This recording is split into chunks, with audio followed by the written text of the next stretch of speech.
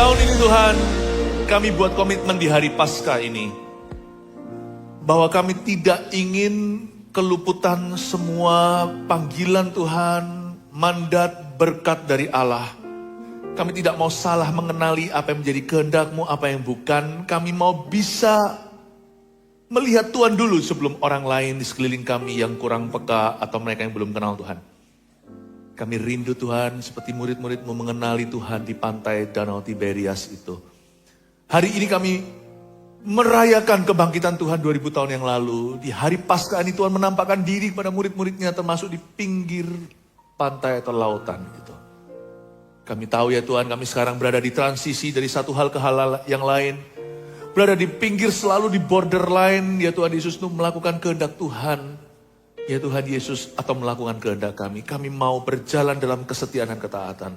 Tuntun kami, kasih kami pewahyuan yang datangnya dari Engkau. Supaya kami gak salah jalan. Dan beri kami iman Tuhan untuk melihat mujizat Tuhan di tahun bergeseran. Terima kasih Tuhan, kami libatkan Engkau sebagaimana Engkau selalu rindu melibatkan kami. Kami undang Engkau sekali lagi. Urapi kami, sembunyikan hamba di balik salib-Mu. Dalam nama Yesus. Amin. Berikan tepuk tangan untuk Tuhan dulu. Praise the Lord. Jangan duduk. Tetap berdiri. Saya ingin Anda untuk menyapa satu sama lainnya. Katakan shalom, selamat hari kebangkitan, hari Paskah.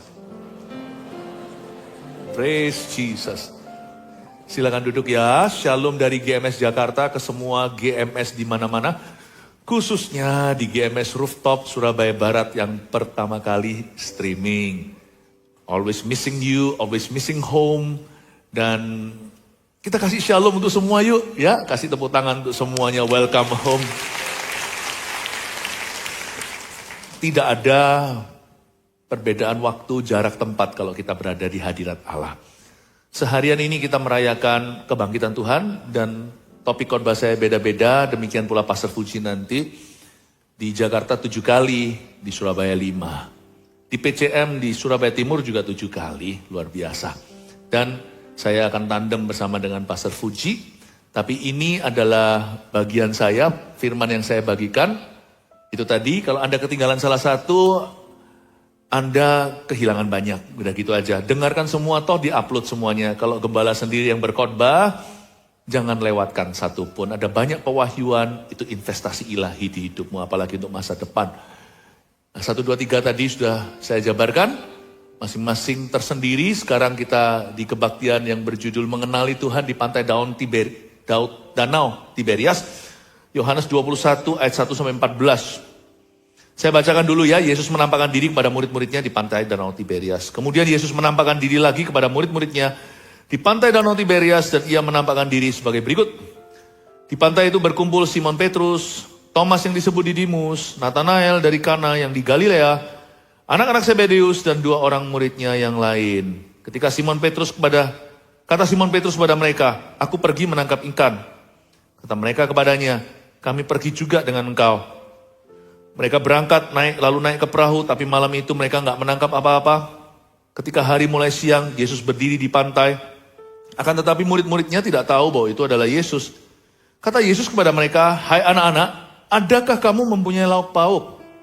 Jawab mereka, "Tidak ada." Maka kata Yesus kepada mereka, "Tebarkanlah jalamu di sebelah kanan perahu, maka akan kamu peroleh." Lalu mereka menebarkannya dan mereka tidak dapat menariknya lagi karena banyaknya ikan. Maka murid yang dikasihi Yesus itu berkata kepada Petrus, "Itu Tuhan." Ketika Petrus mendengar bahwa itu adalah Tuhan, maka ia mengenakan pakaiannya sebab ia tidak berpakaian lalu terjun ke dalam danau. Murid-murid yang lain datang dengan perahu karena mereka tidak jauh dari darat. Hanya kira-kira 200 hasta saja dan mereka menghela jala yang penuh ikan itu. Ketika mereka tiba di darat, mereka melihat api arang dan yang di atasnya ikan dan roti. Kata Yesus kepada mereka, "Bawalah beberapa ikan yang baru kamu tangkap itu."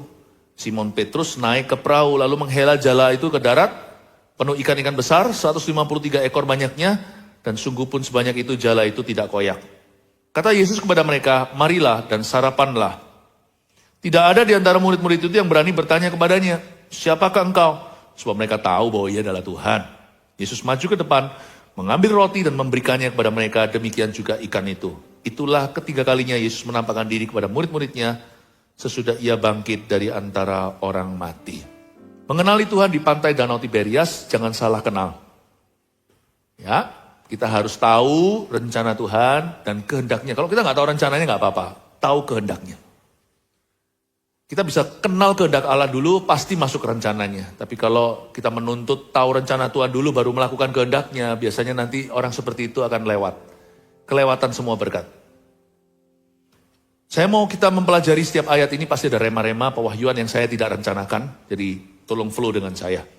Nanti di akhirnya saya pasti akan kasih rangkumannya, summary-nya apa supaya Anda pulang bawa catatan.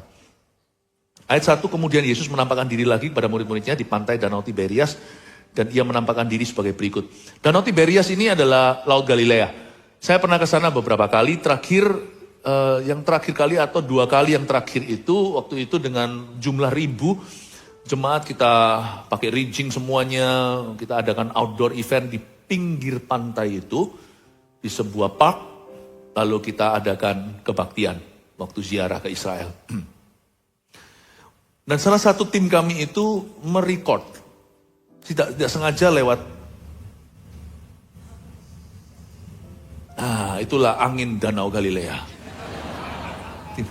Tiba-tiba ada suara ini yang nggak tahu, nggak apa-apa. It's okay. Suara saya lebih merdu, bisa konsentrasi ke saya. Puji Tuhan, luar biasa. Setiap kali khotbah ada special effect-nya tuh. Itu mau beli berapa ya? Nah, haleluya. Dan di Danau Galilea itu salah satu tim kami merecord itu tanpa sengaja.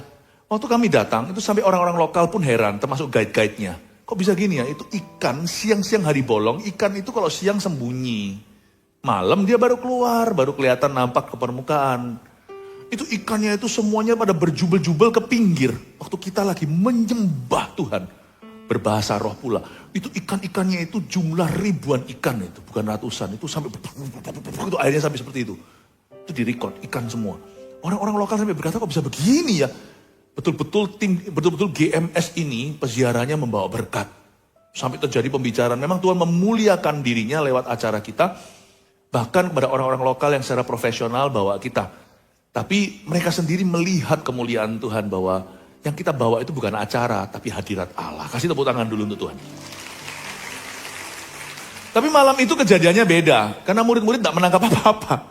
Mengapa mereka tidak menangkap sesuatu? Kita lihat dulu ayat 2. Di pantai itu berkumpul Simon Petrus, lihat jari saya, Thomas yang disebut Didimus, Thomas yang suka ragu itu seperti kita, Nathanael atau Bartolomeus, orang yang sangat tulus. Dari Kana yang di Galilea, anak-anak Zebedius ada 2, jangan lupa, Yohanes dan Yakobus. Lalu ada 2 orang muridnya yang lain, ada 7 orang muridnya. Waktu Yesus mati, mereka nggak kecewa sampai kembali ke hidup lama. Mereka itu putus asa karena mereka tidak anggap serius kata-kata Yesus. Atau mereka lebih tepatnya tidak punya konsep apa itu kebangkitan orang mati. Jadi Yesus berkali-kali kasih hint bocoran halus terus.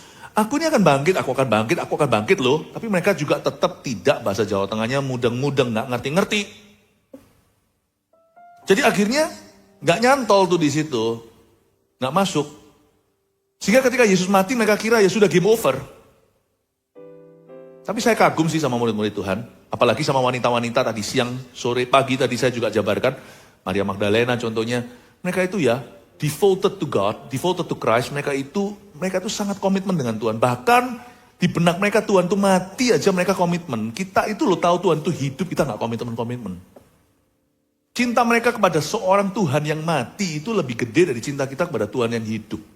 Ya Tuhan gak pernah mati, Tuhan mati sekali, tapi Tuhan gak mati lagi. Tapi di benak mereka Tuhan mati, sudah. Kan kita tahu lewat kebenaran, bahwa Yesus bangkit pada hari ketiga, malah kita rayakan hari ini, hari Paskah, hari kebangkitan. Mereka gak ngerti ginian, mereka gak punya firman, mereka belum punya Injil di tangan. Mereka juga gak punya kejadian sampai kita, mungkin ada lah, Taurat Allah, tapi mereka nggak punya perjanjian baru. Saya kagum sama mereka. Tapi yang membuat saya mengagumi Yesus dan apa yang Yesus ajarkan selama 3,5 tahun sama murid-muridnya, Jesus had taught them well. Yesus sungguh-sungguh telah membesarkan anak-anaknya dengan benar. Sebab anak-anaknya Yesus, anak-anaknya ini murid-muridnya, Yesus usianya sedikit lebih tua, murid-murid Yesus lebih muda, tapi nggak sampai beda generasi. Yesus itu mengajari anak-anaknya atau murid-muridnya ini dengan baik dan benar. Terbukti ketika mereka putus asa tanpa pengharapan, mereka nggak kembali ke kehidupan lama. Kalau kita kecewa sama Tuhan, jatuh masturbasi, pornografi, ngerokok lagi. Kecewa sama hamba Tuhan, dugem kembali. Udah nggak ke gereja. Kenapa sih all or nothing itu why sih? Apa selama ini kita tuh dididik dengan benar di dalam rumah Tuhan itu sia-sia? Murid Yesus loh belajar, mereka kecewa. Mereka kecewa. Mereka nggak tahu kalau Tuhan udah bangkit. Atau mereka sempat lihat tadi pagi subuh waktu Paskah. Tapi mereka masih belum bisa mencerna. Masih belum bisa make sense ini. Sometimes we need to understand first before we obey. Tapi murid Yesus itu beda. Devoted. Hopelessly devoted to you. Kayak lagu itu. Kita tetap komitmen sama Tuhan sekalipun dia nggak ngerti. Mari belajar setia, loyalty, bukan cuma faithful tapi loyal. Sama Tuhan tuh mesti loyal. Kita nggak ngerti itu juga jangan kembali ke kehidupan lama. Kalau kita kecewa juga jangan langsung kembali ke jalan dosa. Terbukti Yesus ajari mereka dengan benar, wong buktinya mereka ini bertuju, 5 ketahuan siapa, 2 lagi misterius itu seharusnya menjadi simbol lambang kita. Ada 2 murid Yesus ini tanpa nama, kita nggak tahu siapa, yaitu anggaplah Anda dan saya lah. 7 orang ini paling ujung, the worst come to worst, paling buruk mereka kembali ke profesi lama. Karena mereka kan dipanggil jadi rasul. Ini mereka dipanggil jadi full timer nih, keluar dari profesi sebelumnya, nelayan lah, Matius pemungut cukai, si Lewi itu dan sebagainya. Bahkan ada satu pejuang melawan orang-orang Itali, penjajahan Romawi namanya Zealot, Simon the Zealot, bukan Simon Petrus, Simon satunya. Mereka semuanya itu keluar dari profesi itu dan belajar hidup dari iman. Seperti hamba-hamba Tuhan yang tidak punya tanah, kaum Lewi yang dari kemurahan Allah. Waktu mereka sudah buyar nih semua, Yesus mati ya sudah, habislah. Game over guys. Mereka tetap ngumpul. Bagus gak? Gak cuma ngumpul. Lalu tiba-tiba kata Simon Petrus kepada mereka ayat 3, aku mau pergi menangkap ikan Kata mereka kepadanya, kami pergi juga dengan engkau. Mereka berangkat lalu naik ke perahu, tapi malam itu mereka tidak menangkap apa-apa. Petrus punya ide bagus. Petrus kan selalu gitu.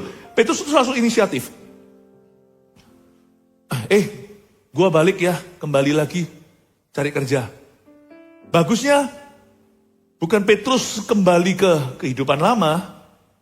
Mereka menghormati pengajaran Yesus sekalipun di benak mereka Yesus sudah mati. Kepada guru mereka yang mati aja mereka dedikasi loh. 3,5 tahun saya diajari untuk tetap berbahagialah orang miskin, orang yang lembut, orang yang tidak membalas. Mereka tidak kembali di luar boundary atau batas-batas yang Kristus telah berikan dalam pengajaran. Paling-paling mereka berkata, guys, aku mau balik memancing. So good ya. So good ya. Saya harap kita semuanya lebih dedicated lah sama Tuhan yang hidup gitu loh. Kalau dia ngomong itu udah pegang sampai mati ya. Sampai mati pegang lah. Jangan jual Tuhan. 1 iota firman pun jangan kau jual. Demi karir atau demi apa, jangan kita kompromi. Tuhannya gak boleh dijual, firmannya juga gak boleh dijual. Yang loyal. Aku pergi menangkap ikan. Lalu mereka pergi. Tapi pertanyaannya sekarang di ayat 3b, mereka berangkat naik ke perahu kan? Tapi malam itu mereka gak nangkap apa-apa. Kenapa? Why? Kenapa gak nangkap apa-apa? Karena Tuhan gak suruh. Udah gitu aja lah. Kenapa kita gak nangkap apa-apa? Tuhan gak suruh. Kalau Tuhan gak suruh jadi pendeta jangan. Sana mau sekolah teologi juga percuma. Siapa bilang kalau Anda bergelar teologi berarti Anda pasti jadi pastor? Itu panggilan yang direcognize, yang dikenali bukan hanya dari Tuhan, yang dikenali oleh orang lain yang merasakan wibawamu, panggilanmu. Kalau nggak dipanggil jadi seorang businessman, Anda jangan iri sama teman Anda yang kerja sendiri. Sedangkan Anda kerja sama orang, setialah dengan your cup of tea. Setialah dengan cangkirmu sendiri. Tapi serahkan ke Tuhan, Mazmur 23, supaya cangkir itu nanti limpah ruah kalau diurapi. Gak tentu loh, orang yang kerja sendiri itu nanti lebih sukses daripada orang yang kerja sama orang, gak tentu. Ya, kalau Anda tidak dipanggil Tuhan, kalau gak disuruh itu jangan nekat. Alkitab ajari kita iman, bukan nekat. Tekad ya tekad bulat. Tekad bulat itu adalah kontinunya iman. Nekat itu bukan dari Tuhan. Nekat itu orang bodoh. Tuhan gak suruh, jangan coba-coba. Kenapa dia gak nangkap ikan? Tuhan gak suruh kok, memang panggilannya sudah rasul. Tuhan sudah bilang sama dia, kamu jadi penjala manusia. Hai Petrus, kan pernah kejadian itu. Kan sebelum Yesus mati, apalagi Paskah ini. Ya sebelum itu kan Yesus waktu mengajari mereka, masih berjalan bersama dengan mereka. Yesus pernah sekali membuat mereka menangkap ikan banyak-banyak. Lalu Petrus berkata, enyahlah aku orang berdosa. Lalu Tuhan berkata, mulai hari ini kamu penjala manusia. Mereka itu sudah dipanggil, gak boleh balik kucing itu gak boleh. Anjing gak boleh kembali ke muntahnya. Saya disertai Tuhan karena saya dipanggil oleh Tuhan untuk melakukan apa yang saya lakukan sekarang. Bersama Pastor Fuji semua. Bersama dengan Pastor Yo. Bersama dengan Pastor Yudi di Kalimantan. Bersama dengan Pastor Maxi di Sumatera. Pastor Bernard di Jawa Tengah. Pastor, saya sebut satu-satu. Nah kalau saya sekarang tiba-tiba saya berubah profesi atas kehendak sendiri. Saya kembali balik kucing, kembali seperti dulu. Aku masih seperti dahulu. Gak akan ada penyertaan Tuhan. Anda tidak akan melihat Philip yang berbuah-buah. Saya berbuah bukan karena saya jagoan. Saya berbuah karena saya berada di poros kehendak Allah. Berbuahlah di porosmu. Jangan iri gara-gara iri Anda melenceng jalan. Karena apa? Karena rumput tetangga lebih hijau dari rumputku. Ya. Makanya itu banyak orang yang hancur karirnya karena selingkuh. Anda diberkati karena Anda menikah dengan benar. Fondasi pekerjaan diberkati adalah pernikahan yang diberkati. Jadi karena itu jangan pernah Anda keluar jalur. Setialah. Ada hal-hal tertentu yang tidak perlu doa lagi, udah tahu jelas itu kehendak Allah. Tapi ada hal-hal tertentu yang perlu cari kehendak Tuhan lebih lanjut. Ya. Karena itu saya mendapat kesimpulan bahwa kenapa Tuhan izinkan mereka tidak menangkap apa-apa, karena memang Tuhan tidak pernah perintahkan kamu menangkap ikan. Tuhan sudah jelas-jelas perintahkan sebelumnya kok. Hanya karena Yesus mati, apalagi kalau sudah bangkit. Firman itu tidak ada luarsa. Tuhan sudah pernah berkata, kamu jadi penjala manusia, lu jangan coba-coba mencoba nangkap ikan lagi. Seorang laki-laki yang dibebaskan dari begitu banyak setan, 4.000 sampai 6.000 legion, dia mau jadi pendeta. Tuhan nggak suruh dia. Untung dia nurut. Tuhan aku mau ikut. Tuhan bilang enggak, kamu harus kembali ke Dekapolis. 10 kota itu non Yahudi, buktinya ada peternakan babi. Kamu pergi ke sana, beritakan Injil, ceritakan kepada sesama apa yang Tuhan sudah lakukan dalam kehidupanmu dan kebaikannya. Kalau dia ngotot ya, aku mau jadi pendeta, pasti jadi pendeta yang nanti menimbulkan banyak masalah dalam dunia gereja. Udah gak usah nilai orang lain. Nilailah dirimu sendiri dan ujilah aku Tuhan, cobalah aku. Mulai hari ini belajar taat dan setia di mana Tuhan menempatkan kita. Jangan iri sama orang lain, rumputnya lebih hijau segala. Jaga-jaga kalau Anda iri karena rumput orang lain kelihatan lebih hijau, pertimbangkan juga rekening airnya. Jangan iri sama berkat. Sebab orang juga sampai ke sana bayar harga. Ya, karena itu udahlah, jangan suka menilai orang lain. Belajarlah mengikut Tuhan secara pribadi, secara intim dan dekat. Malam itu mereka nggak nangkep apa-apa, tapi juga ada satu pengertian lain yang Tuhan berikan pada saya. Kenapa malam itu mereka nggak nangkep apa-apa? Tuhan sedang melatih seorang penjala manusia yang agak sedikit ngambek. Agak sedikit, bukan melenceng, tetapi regress, bukan progress. Mundur, bukan maju. Tuhan lagi ajari, seorang penjala manusia, lebih tepatnya ada 7. Kalau kalian mau menjala orang, juga siap-siap dikecewakan. Kalau enggak, jangan jadi seorang saksi. Hari itu lewat ikan Tuhan ajari. Kalau kamu tebarkan jala sekalipun sudah menjadi seorang nelayan yang pengalaman, enggak dapat ikan semalam-malaman, metodenya sudah benar, waktunya sudah benar, sudah betul, yaitu malam hari, udah cermat, yaitu waktu ikan biasanya tidak merasa seterancam dalam terang matahari. Semua sudah betul semuanya. Dalam listnya semua sudah dicentang-centang-centang, hasilnya tetap merah. Kalau nangkap ikan aja bisa kecewa. Apalagi nangkap manusia. Siapa bilang beritakan Injil tidak bisa ditolak? Siapa bilang kita doakan orang itu langsung berubah?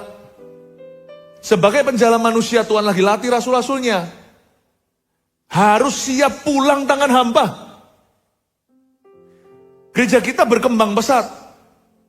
Itu semuanya bonus dari Allah. Sekalipun tidak berkembang ya saya tetap akan beritakan Injil. Sekalipun kalau Anda tidak datang, tidak sampai jubel-jubel, sampai antri-antri, saya dengan gembala lokalmu setempat, saya tetap akan ada di situ, nunggu Yesus Kristus. Tadi di kebaktian sebelumnya saya jelaskan dan jabarkan bahwa church members, church goers, yaitu anggota gereja itu bukan customers, bukan pelanggan, tapi murid. Kami tidak di sini karena Anda datang. Kami di sini karena Tuhan datang. Dan di mana Tuhan datang, Anda dan banyak orang lagi akan Tuhan tarik datang. Kami di sini menunggu Tuhan, bukan menunggu orang. Dan orang bertemu Tuhan. Saya ingin Anda mengerti bahwa sebagai seorang penjala manusia pelayan Tuhan harus tahan banting. Orang Kristen pada umumnya harus tahan banting juga di dunia kerja. Jangan cepat kecewa kalau belum melihat hasil akhirnya. Jangan cepat putus asa kalau belum melihat mujizatnya. Kalau skornya belum seberapa, jangan takut kerja keras, sekalipun seolah tidak menghasilkan apa-apa. Penjala manusia harus tangguh. Penjala manusia kekuatannya bukan di jalannya, di penjalanya. Harus kuat. Amin Bapak Ibu. Makanya hari Minggu seperti ini saya mau memuridkan Anda, memuridkan spirit Anda. Let us lead with our spirit, biar kami memimpin Anda bukan dengan teori tapi dengan semangat dan spirit kami. Mari kita lihat ayat yang keempat. Ketika hari mulai siang, Yesus berdiri di pantai. I love this about Jesus. Ini poin yang hebat. Ketika hari mulai siang, Yesus berdiri di pantai, akan tetapi murid-murid itu tidak tahu bahwa itu adalah Yesus. Mungkin karena tampangnya berubah, mungkin karena tubuh kemuliaan itu tidak harus dalam satu wujud di mana ada sesuatu yang masih stay, membuat mereka akhirnya mengenali pada akhirnya. Tapi ada hal-hal tertentu yang bisa berubah. Mungkin ya asumsi saya. Tidak ditulis mentah-mentah di Alkitab, tetapi buktinya murid-murid ini semuanya tidak mengenali dia langsung pada saat itu, sampai berinteraksi lebih lanjut. Tapi saya ingin Anda untuk pay attention di jamnya Yesus muncul, yaitu ketika hari mulai siang, Yesus berdiri di pantai. Yesus itu datang kunjungi workplace atau tempat kerja rasul-rasul itu. Jikalau dari 7 rasul itu ada yang malas berkata, enggak aku mau pulang aja tidur siang. Enggak ketemu Tuhan.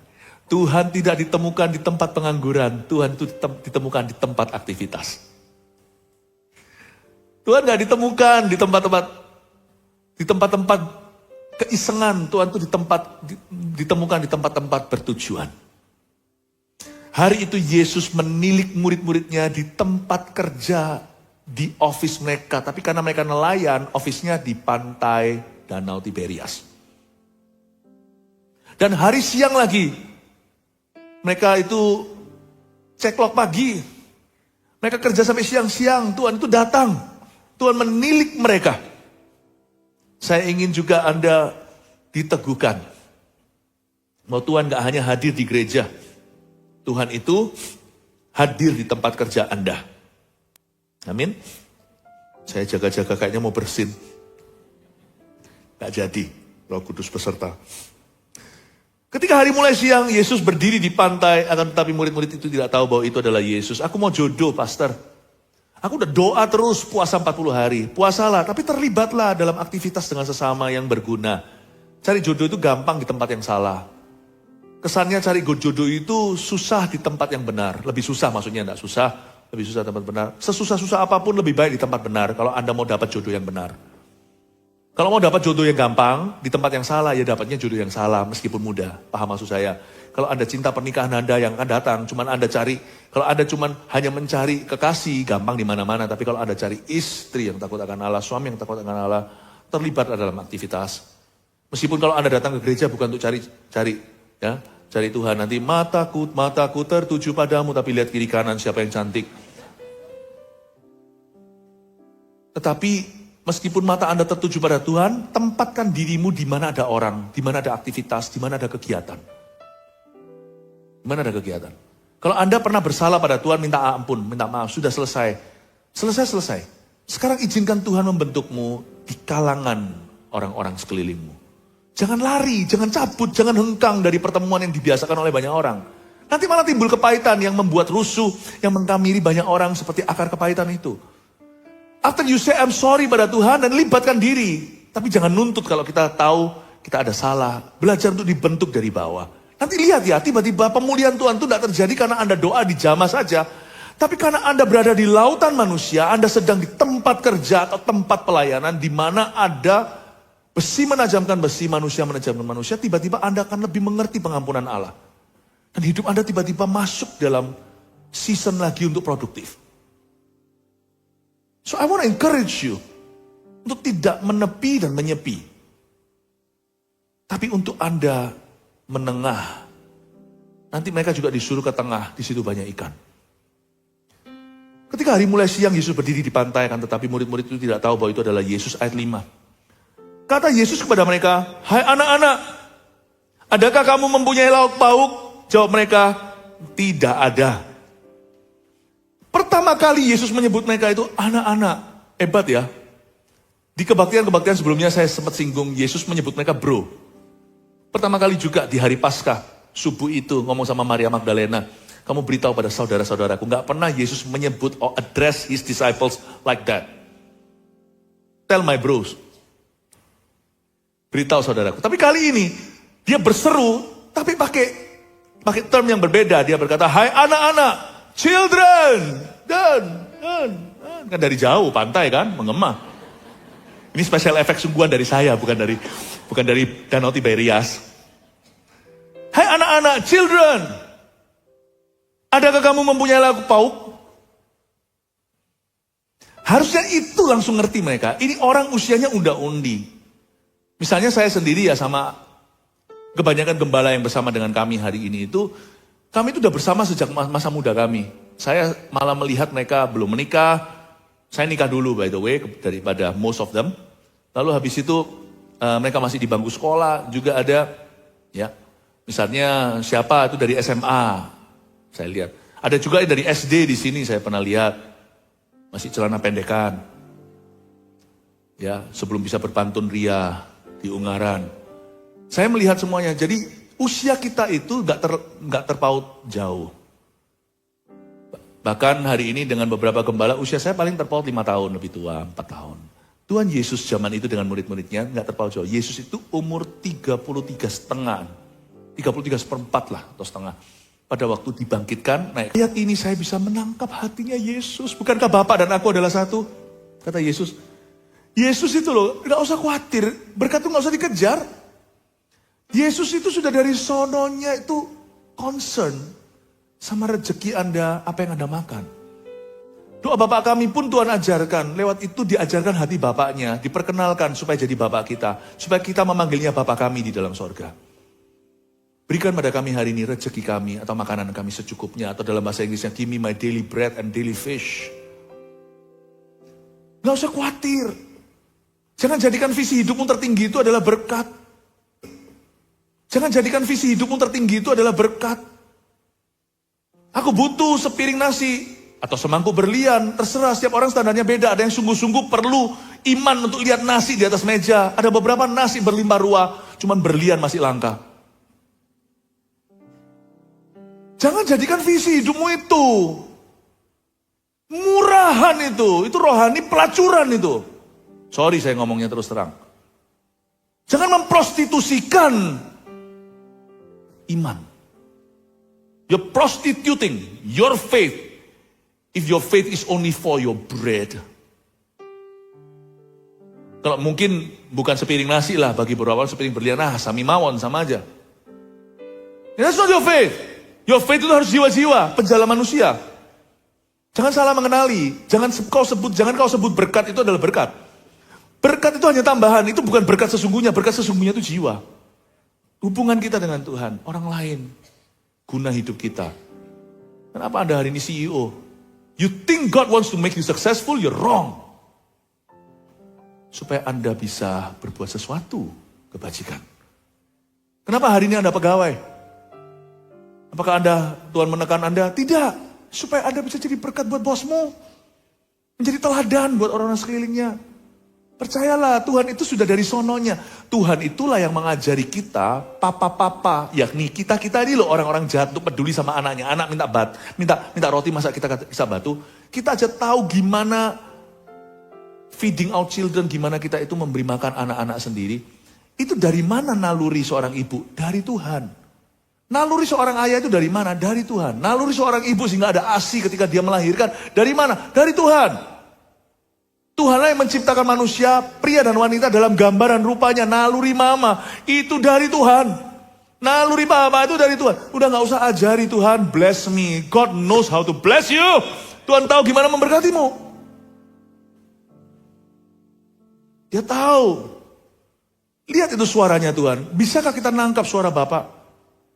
Children, do you have bread? Ini bukan untuk dia. Oh Yesus lapar nih. Lapar nih. Gereja butuh duit. Ngawur. Yesus tidak pernah lapar. Hanya kita hamba-hamba Kristus menunjukkan itu lewat wibawa. Hamba-hamba Tuhan yang benar tidak mungkin terus ngomongnya pus-pus, pompa-pompa tentang uang. Tidak pernah. Gereja kita nggak pernah gitu kan? Anda tahu. It's a glorious pride to be able to partake in God's work. Sebuah kebanggaan sejati, mulia selamanya untuk bisa menjadi bagian dari pekerjaan Allah. Yesus berseru, anak-anak, you have bread or not? For you. Hati gembala itu selalu gitu. Kalian oke nggak ya? Kemarin, nggak di sini, ini tadi ibadah sebelumnya. Ada yang pakai gips. Kemarin ketemu saya di Soekarno-Hatta. Saya itu nggak pintar basa-basi. Kalau kelihatan gitu pikiran saya langsung ke situ. Kenapa Pak? Nggak apa-apa. Setelah itu saya tanya kok kepo saya. Supaya nggak sampai orang yang salah sangka. Ternyata datang juga tadi ibadah. Hati itu nggak bisa nggak. Saya ini gembala. Kemanapun pergi saya nggak pernah cuti. Hati ini terus itu. Jadi kalau ketemu orang, sapa saya lalu dia pakai gips begini, saya pasti tanya, are you okay? Pikirannya itu bukan datang gereja enggak kamu besok sekarang. Bukan itu. Jadi kalau kita ketemu sama seorang businessman, pengusaha ada masalah atau ada siapa ibu rumah tangga punya masalah keluarga. Are you okay, Bu? Children, do you have bread? Do you have bread for you? Saya masih ingat waktu festival Kuasa Allah dulu mau diadakan itu. Kita betul-betul tantangan luar biasa, vendor harus dibayar. Saya nggak pernah buka mulut. Semua orang tahu. Dan itu denominasi, saya tidak mau kacau balaukan keuangan gereja profesional untuk gereja-gereja baru berdiri, misionaris dikirim. Saya masih ingat kok. Waktu itu ada satu malam partnership FKA, semua orang datang segalanya. Panitia yang ada berkata, Pastor Philip, ayo buka mulut. Minta. Saya berkata, ya sudah, karena besok semua harus bayar. Naik ke atas, mulut saya itu sudah disumpah. Buka mulut bukan berkata kebutuhan FKA. Saya tanya, children, do you have bread? Saya panggil itu, pengusaha-pengusaha yang pada mau bangkrut, masalah ekonomi, krisis kalian, saya tumpangi tangan sambil nangis, satu persatu nangis, kalau nangis, saya doain, sudah selesai, usai. Panitia datang loh. Gak buka mulut sama saya, enggak. Saya doakan mereka yang bermasalah. Do you have bread? Aduh, kasihan. Kamu gak punya roti, gak bisa bawa roti ke keluargamu. Doain. Selesai semua pergi. Loh, FKA besok. Emangnya semua sound system itu datang gitu aja? Free for you, pastor? Enggak lah ya. Emangnya lahan yang dimiliki oleh orang lokal siapa atau orang non-Kristen, memangnya mereka berkata untuk Tuhan? Enggak lah ya. I cannot. Ketemu orang itu kalau masalah, do you have bread? For you, not for me. Saya kaget. Benar-benar kaget. Saya ditelepon seorang teman. Kejar-kejar mau makan, bukan jemaat. Luar negeri, orang luar negeri. Saya nggak bisa, akhirnya karena dia maksa, akhirnya saya bisa 1,5 jam makan sama dia. Teman lama. Udah, saya kasih dulu kartu. Culture-nya di sini adalah pendeta selalu rebutan bayar. Bukan mau dibayari, kami tidak makan bubur. Kalau kami makan bubur, makan sendiri, bayar sendiri. Saya kasih kartu, dia nggak menang. Karena sudah saya ancam itu waiternya, kamu kalau sampai ambil kartu ini, kamu nggak selamat besok. Ya, oke. Kamu kalau sampai ditukerin. Bayarlah sudah. Sungkan-sungkan akhirnya, orang itulah yang menutup. Dia berkata, itu pun saya lupa. Tolong kasih saya nomornya yang bisa ini saya besok lusa baru telepon lagi. Katanya pastor mau kasih. Mana? Kok belum dikasih? Akhirnya saya, oh iya, saya kasihkan panitianya FKA ini. Udah 1 orang. Nutup semua. Saya nggak pernah minta. Yang kejar makan dia, saya kasih nomor juga 2 hari saya lupa. Nggak usah kejar berkat. Kalau Allah berkepentingan di hidupmu, Tuhan yang mengejarmu. Amin. Children, do you have bread? Do you have bread? Nah, saya punya pertanyaan yang sama untuk gereja kita di mana-mana. Do you have bread? Izinkan gereja ini mendoakanmu. Amin, Bapak Ibu. Berikan tepuk tangan untuk Tuhan. Lanjut ya. Ayat 6. Maka kata Yesus kepada mereka, tebarkanlah jalamu di sebelah kanan perahu, maka akan kamu peroleh. Lalu mereka menebarkannya dan mereka tidak dapat menariknya lagi karena banyaknya ikan. Ayat 6 ini bisa jadi ada arti lah ya, kenapa ditebarkan sebelah kanan. Tetapi selama misterius ya biarkan dia misterius. Menurut saya sih pada dasarnya ayat 6 berkata, kalau Tuhan bicara lakukan saja, sudahlah. Persis perkataan Maria ketika Yesus mengubah air menjadi anggur mujizat pertama. Maria ngomong gini sama waiter-waiternya, guys, pokoknya anak saya ini ngomong apa lu lakukan, kamu kerjakan. Siap. Dicedoklah jadi anggur sampai ujung acara malah semakin bagus anggur atau wine-nya. Pokoknya kalau Yesus ngomong di hidup Anda, saya mau ngomong ini nanti dikiranya merek sepatu. Just do it. Lakukan saja. Yesus berkata sama mereka, tebarkan jalamu di sebelah kanan, maka kamu akan memperoleh. Lalu mereka menebarkannya. Mereka yang beruntung kalau taat pada Tuhan. Dan mereka tidak dapat menariknya lagi karena banyaknya ikan. Kalau Tuhan yang ngomong, lakukan. Kalau Tuhan tidak suruh, jangan. Karena Anda akan hampa tangan. Oke? Tapi untuk tahu apakah Tuhan suruh atau tidak, ada 2 macam. Ada satu yang berupa pengetahuan dasar. Misalnya, berdosa atau tidak berdosa, udah gak usah tanya Tuhan lagi. Anda tahu kehendak Tuhan. Mengampuni atau membenci, sudah tahu lah ya. Cuman kan gak ditulis di Alkitab, sana mau jadi arsitek, atau situ mau jadi dokter, dokternya mau spesialis, gitu-gitu itu mesti harus ada masuk di level berikutnya, pengetahuan itu ditambah dengan hikmat. Nah, hikmat itu mesti dicari dalam doa. Dan itu biasanya mesti harus konsultasi, makanya itu jangan dengarkan nasihat orang fasik. Karena itu bukan hikmat. Hikmat bermula dari takut akan Tuhan. Sumbernya juga penting. Meskipun ada orang ngomong sesuatu yang baik, tepat lagi, misalnya kalau saya ada orang yang suka ngeramal, lu kok bisa tepat? Tetap kalau sumbernya setan, jangan kau percaya. Paulus pernah sekali jalan, lalu habis itu selalu di belakang itu ada orang yang kepul-kepulkan dan berkata, inilah hamba Allah yang sejati dari tempat maha tinggi. Semua itu betul, tapi sama Paulus coba lihat itu di Filipi, ditengking dia sampai Paulus masuk penjara. Karena sekalipun beritanya betul, kalau sumbernya salah, tolak. Loh, kok bisa tepat tapi pastor ya? Kok dia bisa tahu? Ya udahlah, nggak usah tanya lebih lanjut. Kalau sumbernya bukan Tuhan dan kita tahu itu okultisme, kau harus tolak mentah-mentah. Karena itu kita harus lihat sumbernya. Sumbernya itu harus orang benar. Nasihat orang fasik jangan diterima. Jangan berdiri di jalan orang berdosa. Jangan cupu-cupulah duduk dengan pencemooh. Tapi berbahagialah orang yang merenungkan firman. Dan bersama dengan orang-orang yang merenungkan firman.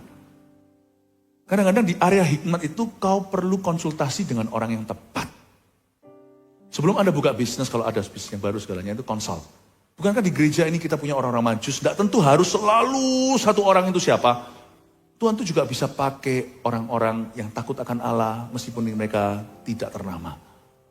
Tapi kalau mereka itu berada, saya sukanya di gereja, konteks gereja itu adalah gereja itu tidak hit and run. Jadi tidak ada orang di sini tuh yang kenabian lalu tiba-tiba demikian firman Tuhan lalu dia pergi tepat sekali tapi kita nggak tahu kehidupannya. Karena karunia itu kan diuji dari buah bukan dari karunianya. Kalau di gereja itu kenabian semuanya itu sudah inkorporasi, semuanya itu sudah termasuk di dalamnya. Selalu roh Tuhan itu berbicara seperti Nabi bersabda di dalam gereja kita. Pasti kalau Anda mau melakukan sesuatu selama Anda tertanam dalam sebuah gereja yang sehat, pasti ada peneguhan dan konfirmasi, termasuk ada teguran dan awas-awasan, termasuk ada peringatan Allah. Itu pasti nggak mungkin luput dari hidupmu kalau Anda berada di tengah-tengah rumah hikmat. Amin? Tangkap ini ya Bapak Ibu Saudara. Semoga ini jadi tuntunan Anda nanti hari-hari ke depan, jangan salah jalan. Tidak semuanya sedikit-sedikit harus tanya Tuhan. Meskipun Tuhan itu maha hebat, tidak pernah kerepotan. Tapi jangan ngerepoti yang gitu-gitulah. Tuhan, aku mau berdoa. Hari ini, aku mending makan makanan Jepang. Atau makan gado-gado Tuhan. kayak perut sendirilah.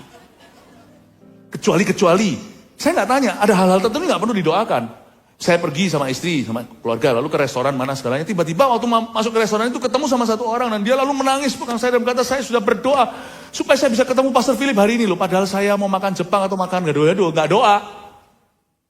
Tapi pergi pun karena hidup kami itu hidup berdoa. Dan karena mesbah doa kami ada, dan kami itu menjaga hubungan doa kami dengan Tuhan, kemanapun pergi sekalipun tidak berdoa selalu, sebelumnya dituntun sama Kristus, ketemu sama orang, jadi jawaban doa, saya sedang bekerja, meskipun saya sedang cuti, saya nggak ngerasa sedang dipekerjakan oleh Allah. Ketemu sama orang itu termasuk, ternyata saya dan istri dan keluarga pergi ke restoran itu, ternyata juga demi menjawab doa seseorang. Tapi lamban hidup saya kalau semua tanya, Tuhan hari ini, makan sushi atau sashimi. Ada hal-hal tertentu itu sudah dipengetahuan, tidak usah tanya. Just do it, lakukan. Area-area hikmat itu Anda perlu gumulkan. Untuk mengenali Tuhan di pantai Danau Tiberias, supaya Anda tidak juling dikira itu Tuhan, lalu dikira itu Tuhan dikira hantu. Amin Bapak Ibu. I hope this is practical for you. Supaya ini praktis. Lanjut ya. Ayat 7. Maka murid yang dikasih Yesus itu berkata kepada Petrus, siapa murid yang dikasih Yesus? Yohanes, penulis Injil Yohanes berkata kepada Petrus, itu Tuhan. Ketika Petrus mendengar bahwa itu adalah Tuhan, maka ia mengenakan pakaiannya, sebab ia tidak berpakaian, lalu terjun ke dalam danau. Sesuatu yang lucu di ayat 7. Pertama-tama, murid yang dikasih Yesus ini Yohanes, dia tiba-tiba menjerit dan berkata, itu Tuhan. Karena dia begini loh, bukan karena Tuhan tiba-tiba berubah rupa. Tuhan tetap rupanya sama, mereka tidak mengenalinya. Jadi asumsi saya adalah tubuh kemuliaan itu bisa ganti, tapi ada esensinya yang tidak berubah. Paham ya? Jadi jangan kaget kalau nanti di sorga suatu hari kita ketemu dengan orang yang kita cinta yang sudah pergi ke sana. Itu mungkin pertama-tama kita tidak mengenali, tapi tiba-tiba kita ngerti, this is my son. Kalau ada yang sudah anaknya dulu pergi, atau this is my parent, itu pasti ya, pasti kita tahu.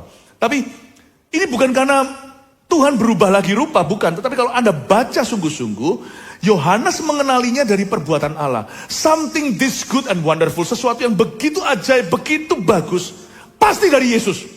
Ini Yohanes itu kenapa orang yang sangat-sangat melekat sama Tuhan. Pada waktu perjamuan terakhir, Yohanes itu yang merapat di dada Tuhan. Artinya, dia itu sangat ngerti Tuhan itu kayak apa. Jadi waktu dia melihat Tuhan, tetap wajahnya tidak berubah. Dia tetap tidak mengenalinya sama seperti muridnya yang lain. Tapi dia punya satu konsep yang bagus yang kita bisa tiru sebagai murid-murid Yesus. Yaitu, kalau sampai ada satu orang strange, dia kenal lalu berkata tebarkan. Lalu habis itu mereka menangkap begitu banyak ikan, semalam-malaman tidak dapat. Something this good ini gak ada yang kebetulan. Ini pasti Yesus. Kita itu mesti sedikit-dikit itu tuduh Tuhan yang bagus. Hayo yang kayak gini, Tuhan ya yang merekayasa. Meskipun Tuhan itu tidak membubuhkan tanda tangan waktu kita mengalami mujizatnya. Waktu kita alami itu harusnya kita curiga. Hayo Tuhan ya ini yang taruh di sini di hidupku. Hayo Tuhan ya yang mempertemukan. Yohanes itu GR-an. Tapi kali ini GR-nya betul. He did not mistaken his master, his teacher. Something this good must be of God and from God. Pasti dari Tuhan datang. Tapi kalau kita kan lain ya. Siap-siap ya, saya akan sarkastik ini. Kita kan lain ya, pencobaan datang. Kenapa kau cobai aku? Kenapa kau beri aku penyakit ini? Pokoknya yang buruk langsung curigai Tuhan dulu. Kenapa Tuhan ambil anakku? Kematian adalah fakta kehidupan. Kita bisa mencoba berdoa sungguh-sungguh supaya jangan. Tapi berdoa jangan sampai terjadi. Sudah iolsan. Tapi kalau terjadi, janganlah kita tuduh Tuhan. Belajarlah mengerti firman ini. Semua yang baik dan benar itu datangnya dari tahta Bapa. Jangan kau sesat. Jangan kau katakan kalau Tuhan mencobaimu. Sebab Tuhan tidak mencobai siapapun. Maupun dicobai oleh apapun. Dicobai oleh apapun. Amin Bapak Ibu Saudara. Belajar seperti Yohanes, something this good pasti dari Tuhan. Kok bisa tiba-tiba tokoku rame? Bukan kejar berkat, tapi kalau kita diberkati, kita harus berkata, kok bisa ya? Nah, mungkin ini. Hayo Tuhan ya, hayo. Belajar punya iman, hayo. Hayo Tuhan ya, hayo. Gitu loh. Tolong ya, Ibu nanti kalau video tadi itu dijelaskan konteksnya. Nah, itu kiranya saya khotbah apa? Hayo, hayo. Itu Tuhan, saya suka kata itu. That's the teacher. That's the Lord. Tuhan gak ngomong, ini aku loh. Tuhan tuh gak begitu. Tuhan tuh gak lebay, gak minta eksis, gak demi konten. Ini aku loh. Gak ada loloannya Tuhan itu. Tuhan kalau memberkati, ya memberkati. Tuhan tuh wibawanya tuh luar biasa. Tuhan kalau memberi itu, tangan satunya gak perlu tahu juga gak apa-apa. Meskipun dia maha tahu. Allah kita itu begitu secure-nya, amannya. Dia kalau memberkati kita, gak selalu dia bubukan tanda tangan. Ya kita aja yang belajar untuk kerasa gitu loh itu dari Tuhan. Masa gak kerasa sih sampai hari ini dari Tuhan? Gak kerasa tak kesehatan kita itu dari Tuhan. Kadang-kadang kalau tunggu dicabut baru kita sadar, oh iya itu karunia. Tapi satu hal tentang Petrus saya juga kagumi, kita bisa belajar dari mereka. Petrus ini agak lelet kalau soal begituan. Tapi kalau dia sekali tahu dia lebih cepat. Karena orang ini lebih nekat. Maka ia lucu. Dia tahu itu Tuhan kan, maka ia mengenakan pakaiannya. Orang mau renang itu buka pakaian. Ini mengenakan pakaiannya, lalu dia terjun bebas, tidak berpakaian, lalu terjun ke dalam danau. Sedangkan tidak jauh perahu, ayat 8, murid-murid yang lain datang dengan perahu karena mereka tidak jauh dari darat, hanya kira-kira 200 hasta saja, dan mereka menghela jala yang penuh ikan itu. Kok lucu? Mestinya kan buka baju, dia malah pakai baju dan nyemplung ke lautan. Nyampenya sama-sama. Ngapain renang? Cinta itu gegabah sih. Anda jangan pernah ngaku lah cinta Tuhan kalau Anda hitung-hitungan. Cinta itu pasti gegabah. Makanya itu Petrus itu paling mencintai Yesus. Tadi saya sudah jabarkan salah satu ibadah. Bahwa bukan orang yang paling dicintai Yesus. Murid yang dicintai Yesus yang akhirnya mendapat kepercayaan lebih. Tapi orang yang paling mengasihi. Jangan kira. Di sini kan banyak orang terjadi perdebatan keluarga atau pertikaian antara saudara. Mamaku lebih cinta kakakku. Nggak apa-apa lah, nggak usah keberatan lah. Asal Anda masih dicinta, disekolahkan, kamsiah. Anda masih bisa sekali lagi buka kulkas, nggak bayar. Udahlah, nggak usah nuntut cinta lebih, karena itu nggak menentukan masa depanmu. Karena nanti dalam dunia Yesus, bukan mereka yang dicintai Yesus lebih, yang dapat kunci. Tapi, apakah kamu mengasihi aku lebih dari semua ini, termasuk Yohanes ditunjuk? Petrus berkata, iya Tuhan, 3 kali sampai nangis, mewek. Tuhan berkata, kepadamu kunci itu, gembalakan domba-dombaku. Yang jadi gembala sidang, soko guru, pemimpin utama gereja-gereja Yahudi waktu itu. Gereja mula-mula. Bukan Yohanes yang paling dikasih, tapi Petrus yang paling mengasihi Yesus. Don't worry if you're not loved, kalau Anda di nomor 2-kan oleh papa mama. Semoga jangan ya, di sini ada ilmu parenting yang diajarkan, jangan. Tapi kalau iya, gak usah ngeluh lah, gak usah kepahitan kebodohan sendiri. Selama aku yang paling mengasihi Tuhan dan mengasihi orang tuaku, gak apa-apa. Nanti ujungnya akulah yang melanjutkan. Amin Bapak Ibu. Anggap itu ya. Jadi saya gak mau doakan lagi satu kelepasan orang yang merasa ditirikan. Gak apa-apa lah, kamu ditirikan asal kamu masih tidak disembelih. Bersyukurlah setiap hari. Dia mengenakan pakaiannya, dia terjun bebas. Masuk ke sana, karena cinta itu gegabah. Kalau kita masih bisa perhitungan sama Tuhan, aku gak mau ginilah, pelayanan ginilah, waktulah, bla bla bla. Udahlah, cinta itu pasti gegabah. Ayat ini dituliskan seolah-olah dengan nada bangga, dengan tonasi Tuhan senang. Ayat ini dicatat. Mungkin yang mencatat ini ayat, yaitu Yohanes sendiri. Mungkin dia ada irinya, iri yang baik, iri ilahi. Tapi Petrus, kakak rohaniku, nyemplung, kami semua itu, aduh nyesel, aku tahu gitu, aku ikut cemplung sama dia. Cinta itu gegabah. Cinta itu gegabah. Jadi kalau ada seorang laki-laki mengejar Anda, tapi kalau dia nggak gegabah, pertanyaannya 2, dia disuruh mama, atau dia nggak lurus. Dia hanya harus menikahi seseorang. Sebab kalau cinta, dia pasti sedikit banyak ada crazy for you-nya. Cia, ya kan? Tanya sama laki sebelahnya itu ya, kalau itu pasangan Anda, are you crazy? Bukan are you crazy for me, tapi are you crazy? If you're not crazy for me, maybe you don't at all love me. Oh, beritahu kok, gak percaya, ya kan? Waduh, jangan-jangan setelah kebaktian hari ini ada beberapa pasangan-pasangan pacaran putus, pegatan. Gak apa-apa daripada nanti taunya kemudian hari. Cinta itu gegabah. Siapa di sini gak mau pelayanan karena terlalu perhitungan? Nanti kalau aku dicegi lah, nanti banyak lah, nanti dibentuk inilah, perubahan lagi, orang-orang baru lagi. Nanti kalau gosip apa segalanya. Aduh, sudahlah, nggak usah. Yesus gak murahan kok. CG juga gak ditawar-tawarkan gitu kok. You know there is Christ in it. Dan ada kepentingan Kristus di dalamnya. Cukup harusnya membuatmu gegabah. Ini aku, utuslah aku. Lalu baru habis itu setelah Yesaya ngomong gitu, dia baru mikir, mati aku. Cinta membuat kami gegabah dalam pelayanan kami kepada Anda. Kalau Anda terlalu perhitungan, mungkin Anda harus menghitung kasihmu tinggal berapa strip saja. Kasih mula-mula. Ya, sedikit lagi ya, gak apa-apa ya. Oke. Ketika mereka tiba di darat, ayat 9, mereka melihat api arang dan di atasnya ikan dan roti. Luar biasa, Tuhan tuh gak butuh kita. Ini loh. Tuhan gak tanya, ini saya buktikan bahwa yang Tuhan tanya, kamu punya lauk pauk enggak, itu untuk mereka, bukan untuk Tuhan. Buktinya Tuhan sudah punya ikannya sendiri, tanpa Tuhan tangkap di laut. Oh, dia penciptanya loh, dia bisa ciptakan dari tangan hampa. Ketika mereka tiba di darat, itu yang naik perahu maupun satu yang gegabah, mereka melihat api arang sudah ada, di atasnya sudah ada ikan, ada roti. Hebat nggak? Jadi buat apa 153 ikan yang mereka tangkap? Anda kira Tuhan butuh bisnismu untuk bangun kerajaannya? Anda kira Tuhan butuh kemampuan Anda berkhotbah? Anda kira Tuhan butuh kemampuan Anda untuk nyanyi? Anda kira Tuhan butuh kemampuan Anda untuk main keyboard? Tapi jangan marah sama saya. Tuhan enggak butuh, saya butuh ya. Thank you. You think God needs you? You think God needs me? Come on lah, GR itu ada batasnya. I don't think so lah. 153 ikan itu dijual tuna-tuna. Berapa duit tuh?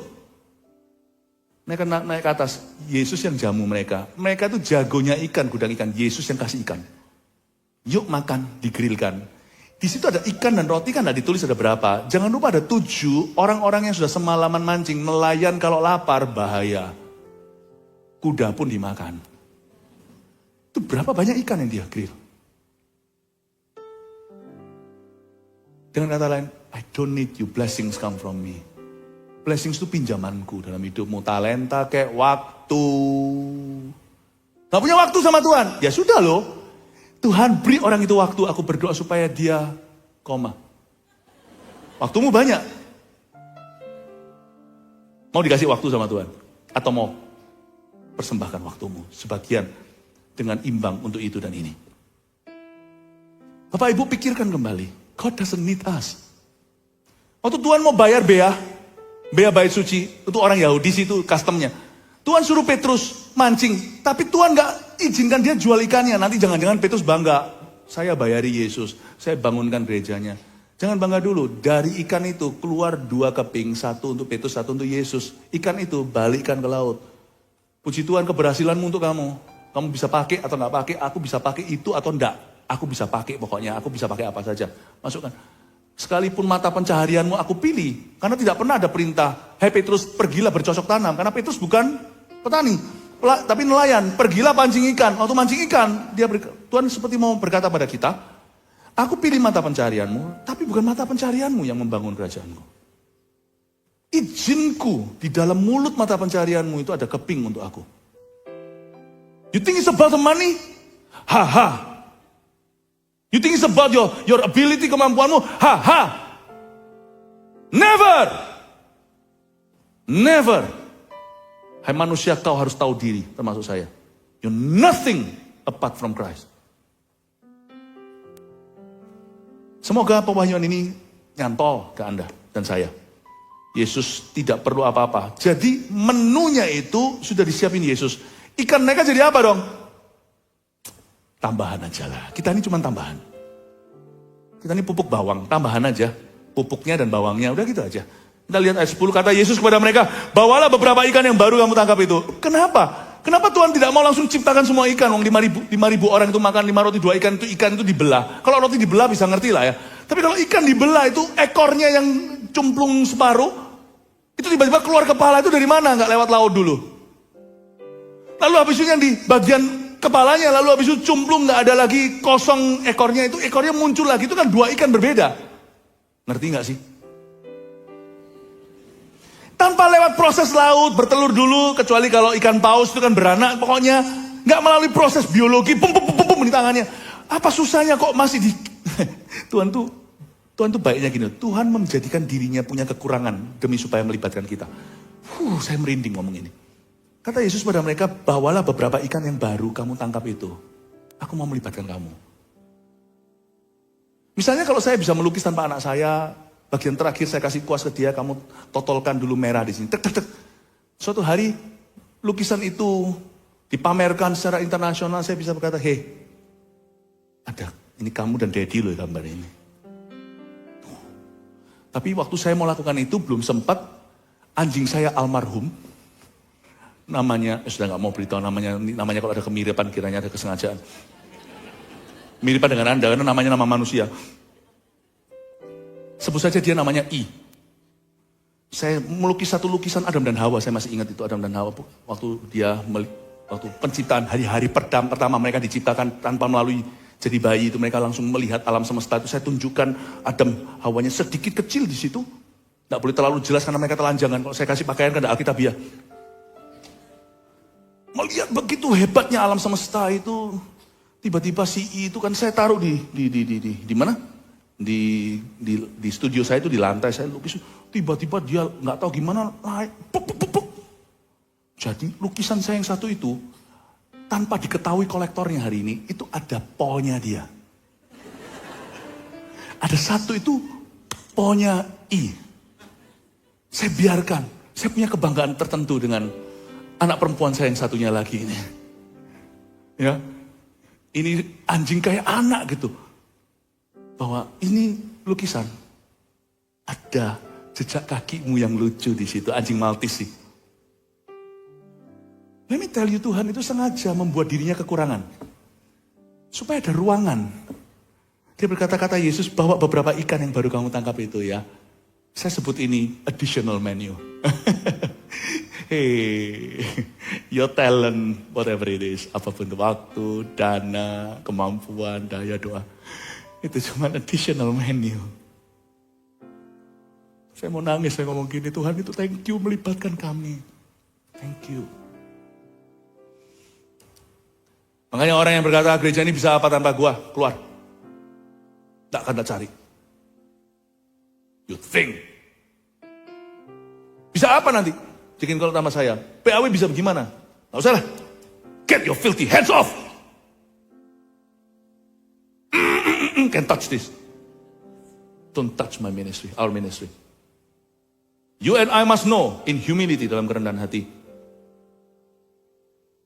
semua karena kasih karunia. Mau kasih tepuk tangan untuk Tuhan.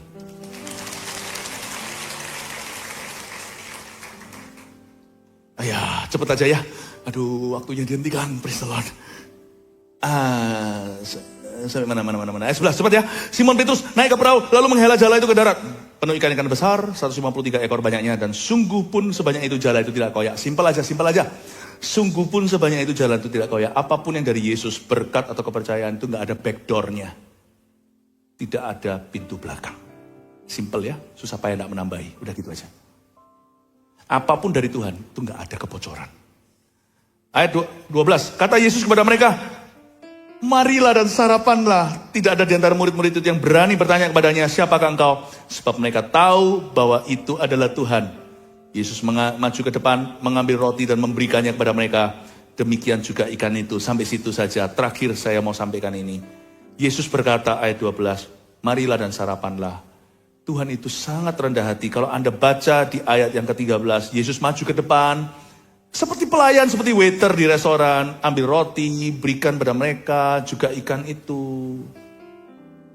Mereka jadi ingat Yesus mencuci kaki. Kalau di restoran harus cuci kaki. Mereka ini kan dari laut, jadi masih basah, nggak perlu cuci-cuci segala. Karena itu kebiasaan orang Yahudi kalau mau makan malam itu cuci kaki, tamunya dicuci oleh tuan rumah. Untung kebudayaan itu bukan kebudayaan Indonesia, kalau tidak akan kita harus cuci-cucian kaki. Tapi Yesus memberi makan, lihat ya. Yesus pelayan ya, ngasih makan, serve dulu. Yesus tipe, kalau lagi makan sama-sama kita dimsum misalnya, Yesus itu tidak akan makan dulu. Yesus kata makan ya, lalu dia ambil sumpitnya, lalu kasih ada siomaynya, kasih hakalnya. Itu Yesus tuh gitu. Saya sih masih kurang begitunya. Orang yang semakin ikut Yesus itu semakin gitu. Orang yang semakin ikut Yesus langsung kelihatan makan langsung, wah sikat, bukan. Itu masih ada setannya. Hungry Ghost namanya. setan kelaparan. Karena Yesus tuh kayak gitu. He's so humble, you know. Malu saya sama Yesus. Wow, Yesus tuh gak ngomong soal agama-agama. Perbuatannya itu loh, nyata. Dan Yesus itu selalu gini bahasanya. Udahlah, kayak gini tuh selalu Yesus. Marilah dan sarapanlah. Jadi ingat saya, awal mulanya Yesus berkata apa? Waktu Yesus didekati sama 2 orang murid Yohanes Pembaptis, Yesus bilang apa? Come and see. Tuhan gak nolak. Boleh gak aku mau tahu guru? Itu murid Yohanes Pembaptis. Kamu tinggal di mana guru? Tuhan gak berkata, mau tahu aja lu. Tuhan bilang enggak. Come and see. Anda baca itu. Marilah dan lihatlah. Sebelum di sini, marilah dan sarapanlah. Bahasa Yesus itu mirip. Marilah dan lihatlah. Yesus itu selalu inviting. Makanya itu jangan takut ditolak sama Tuhan Yesus. Selumur apapun dosa. Bertobat sih, gak bisa Anda 2 rumah. Gak bisa 2 Tuhan. Mamon dan Tuhan gak bisa. Tapi Yesus tuh inviting banget. Lalu setelah itu nantinya murid-muridnya diberitahu, come and follow me. Marilah dan ikutlah. Nanti Yesus mengajarkan, marilah yang letih lesu dan berbeban berat. Marilah dan istirahatlah. Sekarang marilah dan sarapanlah. That's Jesus. Kalau setiap kali di dalam gereja kita di-invite, ayo ke gereja, ayo CG segalanya, itu Jesus melalui kita. Jangan dijadikan murah. Gerejanya aku diajak-ajak. Nanti tunggu sampai gak diajak sama Tuhan. Baru ngerasa, loh kok aku gak diajak. God's home house itu selalu welcome home. Tuhan itu selalu gitu, itu sifatnya beliau. Inviting. Oke, udah. Waktu terbatas, saya selesai di sini, saya kasih rangkumannya 3. Anda catat nomor 1, apa yang kita bisa pelajari mengenali Tuhan di pantai Danau Tiberias. Danau Tiberias, 1, Tuhan selalu rindu memberkati bidang usaha dan pekerjaan anak-anaknya. Sudah, lock-in itu, gak perlu ragu lagi ya. Tuhan itu kepingin memberkati pekerjaan Anda. Gak usah dikejar tuh berkat, rajin saja, jujur saja.